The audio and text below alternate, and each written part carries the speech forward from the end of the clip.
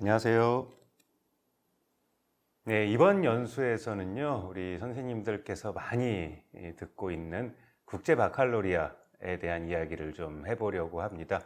IB 과정 많이 들어보셨죠? 인터내셔널 바칼로리아의 과정입니다. 이 과정에 대해서 전반적인 개요 부분을 1차시에서 먼저 다뤄보도록 하겠습니다. 이 연수를 통해서 선생님들께 이 국제 바칼로리아를 꼭 프로그램을 도입해야 된다, 이렇게 말씀드리는 건 아닙니다. 딱 하나의 목표죠. 우리의 모든 교육의 목표는 하나입니다. 교육을 통해서 더 나은 세상을 만들기 위해서 이런 다양한 프로그램들을 소개하는 겁니다.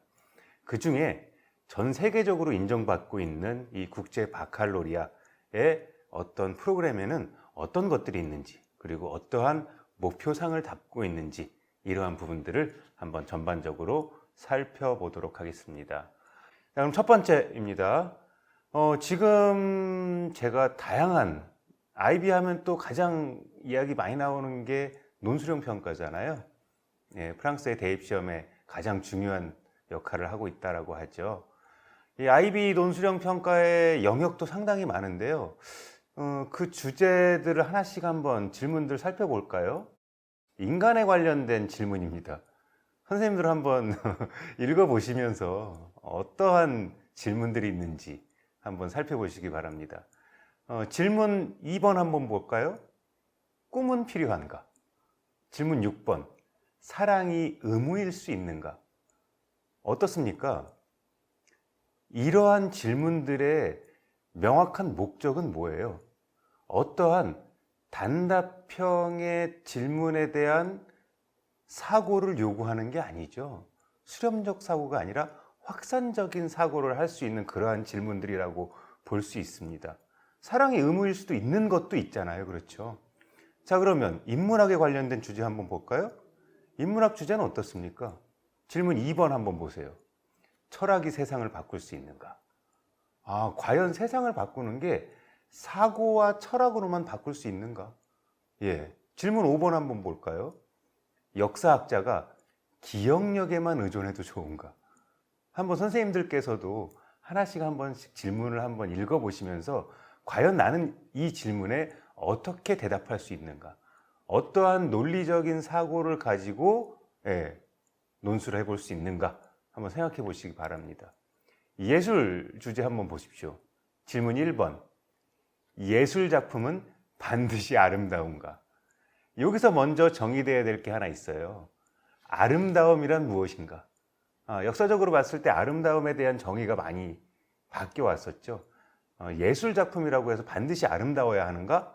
이러한 질문으로도 한번 바꿔볼 수 있을 것 같아요. 과학적인 주제 한번 볼까요? 네, 질문 3번 한번 보세요. 계산, 그것은 사유한다는 것을 말하는 것인가?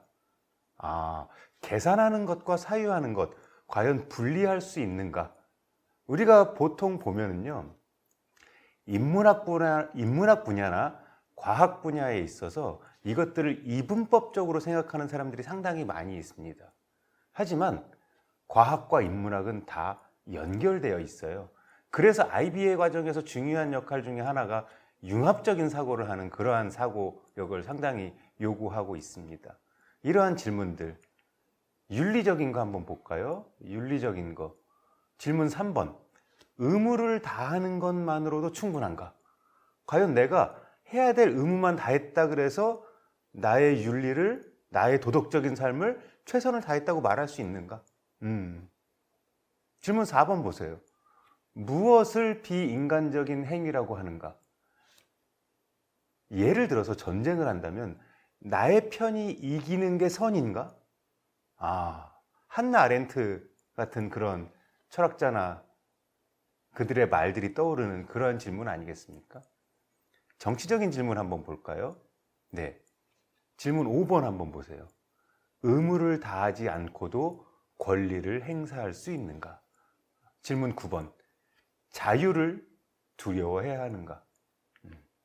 질문 15번. 노동은 종속적일 따름인가? 선생님들께서 지금 다양한 주제의 질문들을 쭉 살펴보셨는데요.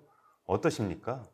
네, 이러한 질문들은요, 아까도 말씀드렸다시피 그저 어떤 단어를 외우고 어떤 개념을 외우는 그러한 수준에서는 정답을 말할 수 없는 질문들입니다.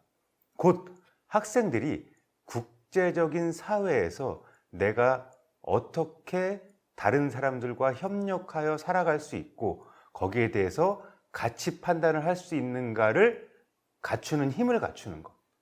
그것이 바로 IB 교육 프로그램의 가장 중요한 목표가 아닐까라는 생각을 합니다. 그래서 첫 번째, 국제 바칼로레 IB의 정의와 중요성에 대해서 한번 살펴보도록 할게요. 자, IB란 무엇이냐? 뭐 이론적인 내용이니까 한번 제가 읽어보도록 하겠습니다. 처음 시작은 스위스의 비영리 교육재단이죠. IB 본부에서 개발 운영하는 어느 국가에서나 적용 가능한 국제 인증 학교 교육 프로그램이다 라고 생각하시면 될 것 같아요. 크게 이제 세 가지의 과정이 나오는데요.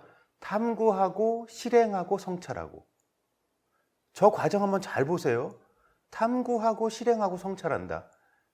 우리의 삶의 과정 아닙니까? 우리가 살아가는 데 있어서 무엇인가를 찾아보고 탐구합니다. 조사하고. 그리고 나서 그것을 나의 삶에, 실제적인 삶에 적용해 보는 거예요. 실행해 봅니다.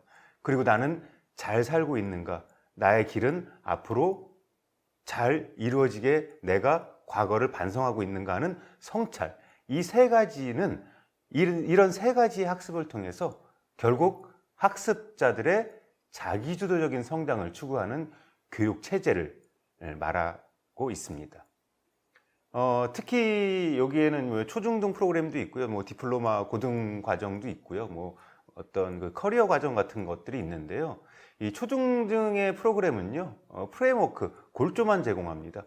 그리고 우리나라의 교육 과정을 그대로 가르쳐도 무방하다라는 것들을 좀 이해하시면 좋을 것 같아요. 그들의 프로그램을 그대로 가져와서 그냥 가르친다? 아닙니다. 우리나라에서도 뭐 지난 정권과 이번 정권에서도 계속해서 어떤 혁신학교라던가 이런 프로그램들을 많이 운영하고 있지 않습니까? 그런 프로그램들과 일맥상통하고 있다라고 보시면 될 것 같습니다. 아까 말씀드린 고등학교 프로그램인 DP, 디플로마 과정이죠. 이런 과정들은요, 대입과 연계된 평가 시스템을 갖추고 있어요. 그래서 실제로 90개국의 3,300여 개의 대학에서 이 IB 점수를 입학시험 성적으로 인정하고 있다라는 것도 알아두셔야 될 것 같습니다. 그러면 이 IB 교육의 목표가 무엇이냐? 가장 첫 번째 나오는 게 뭘 것 같습니까? 네, 위에 보이시죠? 첫 번째가 바로 저겁니다. 평화로운 세상을 위한 국제적인 교육을 하겠다. 아까 말씀드렸잖아요. 교육을 통해 더 나은 세상을 만들어 가겠다라는 게 IB 교육의 최종 목적이다라고 생각하시면 되겠습니다. 그 안에 또 어떤 목표들이 있냐면요. 서로 간의 문화를 이해하고 존중한다라는 것들이죠. 또 서로 다른 문화를 이해하고 존중하는 그러한 청소년을 육성하겠다라는 것들이 IB 교육의 목표고요. 거기서 중요한 거, 그렇다고 해서 사고력만 강조하지 않죠. 맞습니다. 뒤에 나오는데요. 컨셉셔널 널리지라고 하죠. 개념적인 지식, 그리고 그것들을 통한 탐구심을 갖게 하는 것. 우리가 수업에서 한 차시의 수업 목표를 달성하는 것보다 그 수업을 통해서 학생들이 그 주제에 관한 더욱더 깊이 있는 관심을 가지고 내용들을 더 탐구하고 찾아볼 수 있는 역량, 그것들을 갖추게 하는 것이죠. 그래서 결국 지식이 풍부하고 탐구심이 많은 청소년을 기르는 것을 IB 교육의 목표로 하고 있다라는 겁니다. 거기에 가장 큰 거 기억하시기 바랍니다. 평화로운 세상을 위한 국제적 교육이다라고 이해하시면 될 것 같아요. 이 글로벌 학교 얼마나 많은지 아십니까? 약 160개국에 5,500여 개의 학교가 있습니다. 제가 지금 대한민국 지도를 확대해 놨는데요. 대한민국 같은 경우는요, 이 수도권 부분에만 한 6개 정도, 그리고 나머지 한 12개, 제주도에 2개의 학교가 글로벌 학교로 운영되고 있다 라고 보시면 될 것 같습니다. 그렇다면 이 IB 과정의 학습자 상은 무엇이냐? 라는 이야기들을 또 해보지 않을 수가 없는데요. 계속해서 말씀드리지만 첫 번째는 바로 저겁니다. 인류의 공통과제에 관심을 갖는 거예요. 다른 지식이 아니라 우리에게 직면한 공통의 과제가 무엇이냐. 그것들 과제를 찾아가는 것도 프로그램 중에 하나인 거죠. 거기에 관심을 갖고요. 두 번째로 세계를 함께 지켜나갈 책임을 다하는 청소년들이 국제적인 소양을 갖춘 인재로 성장시켜서 결국 더 평화롭고 보다 나은 세상을 만들어갈 수 있도록 돕는 것. 그것이 바로 우리 어른들, 특히 우리 교육자들의 의무가 아닌가라는 생각을 하게 됩니다. 이 국제 바칼로리아 IB의 학습자상은요, 한 10가지 특성을 포함하고 있어요. 이러한 특성들은 IB의 학생들이 국제적인 마음가짐으로 세상을 바라보고 평생 학습자로서 성장하도록 도와줍니다. 여기서 또 평생 학습자라는 말이 나오잖아요. 우리 아리스토텔레스 같은 경우는 이런 이야기 많이 하죠. 어떤 여가를 즐겨라. 이런 이야기 많이 하는데요. 여가가 영어로 뭡니까? 네, recreation입니다.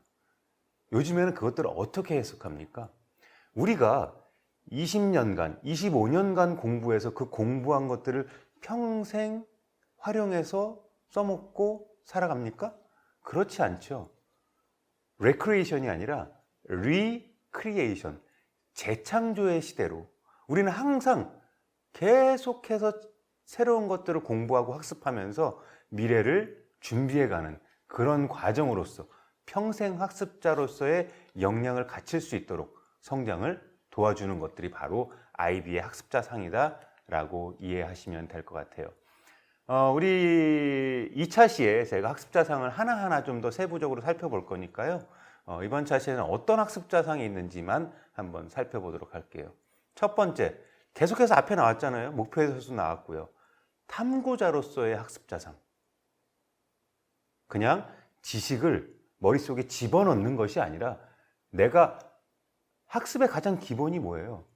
무엇을 배우고 싶은지를 먼저 알아야 되잖아요.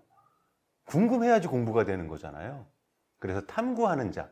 그리고 두 번째, 지식, 아까 창조하는 거 어떤 역량만 강조하지 않는다고 했었습니다.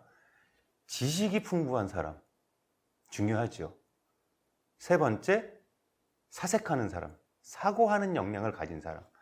네 번째, 커뮤니케이션, 소통하는 역량입니다.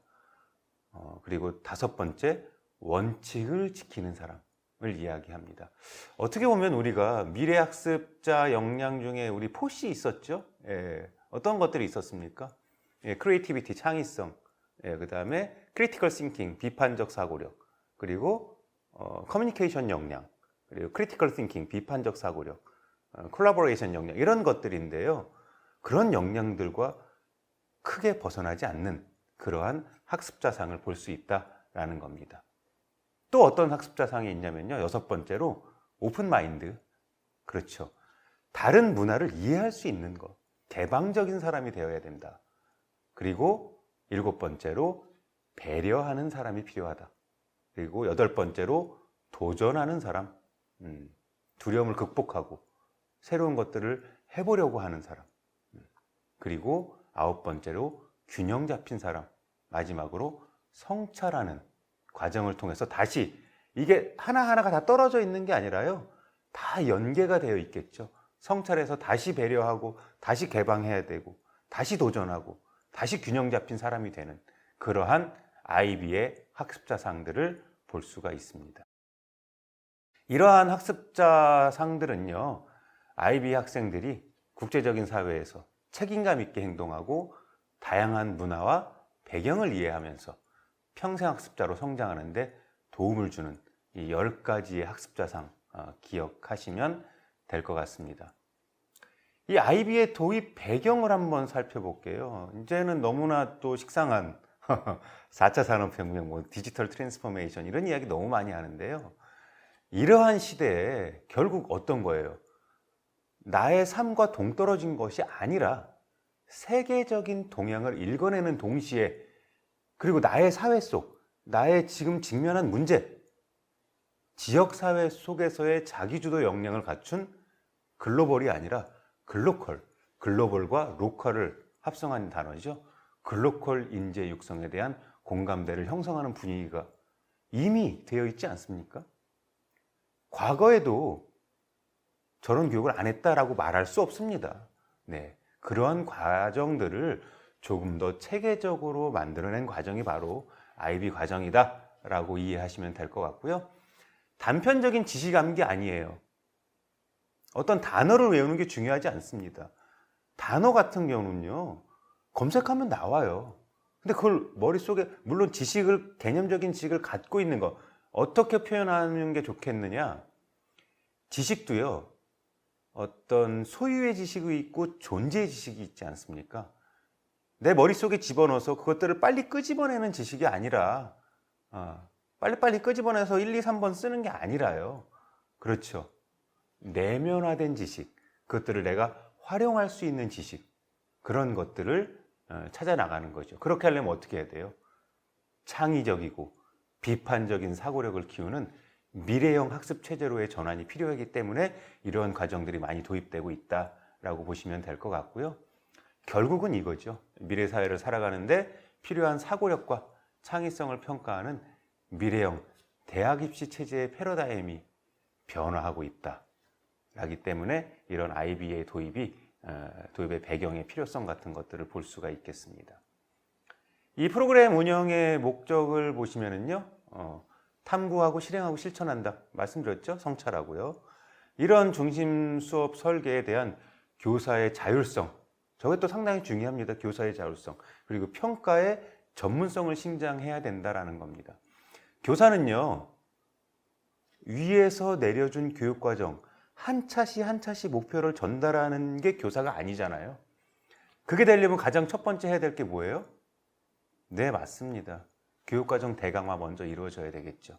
그렇게 되고 교사가 스스로 교재를 만들 수 있고, 내가 어떤 것들을 가르칠지의 내용을 선정하고 거기에 대해서 역량들을 맞추어서 학생들에게 가르쳐 줄 수 있는 힘, 그게 바로 교사의 자율성이라고 생각합니다. 테일러리즘에 빠지지 않고 교사 스스로 교육과정을 구성하고 학생들의 그 수준에 맞는 교육을 할 수 있는 그러한 역량들이 필요하게 되겠죠. 그리고 제가 아까 보여드렸던 논술형 평가 보셨잖아요. 그런 거 하려면 어떻게 되겠습니까? 네, 평가 전문성 신장시켜야 되겠죠.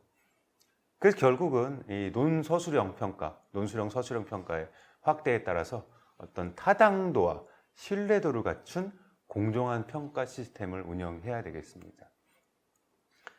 결국 창의적인 비판적 역량, 창의적이면서도 비판적이다.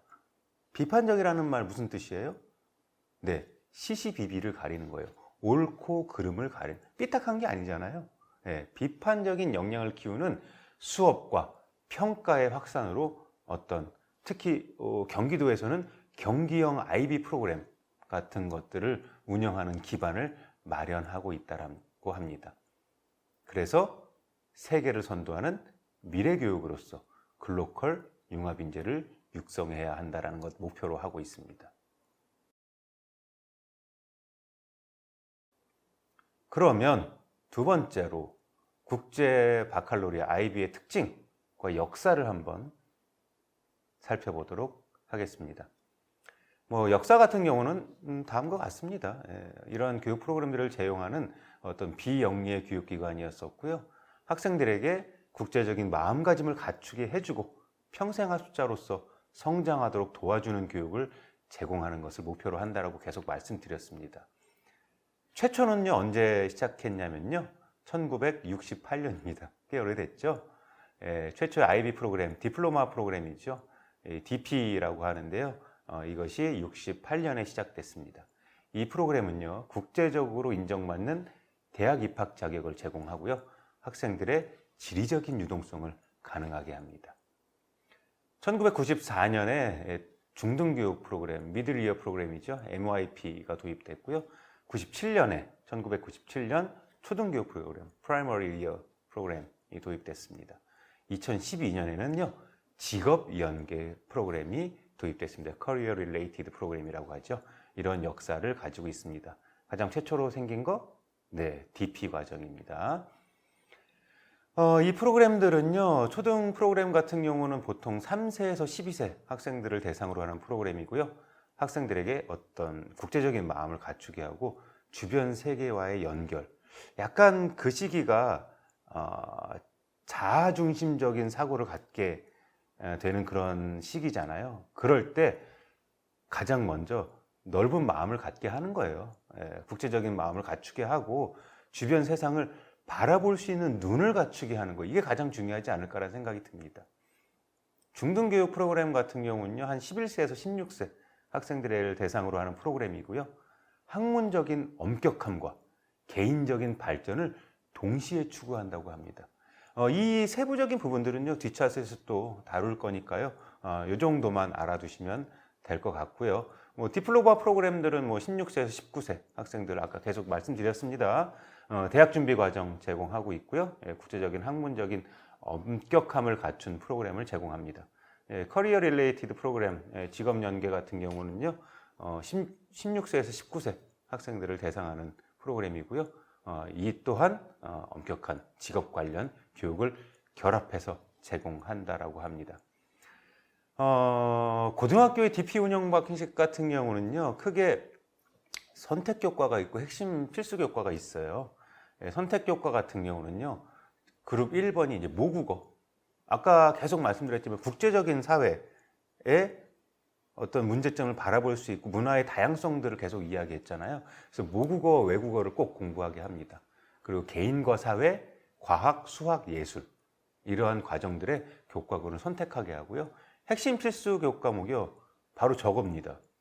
소논문이에요. 에세이 쓰게 하는 거예요. 소논문을 쓰려면 뭘부터 해야 돼요?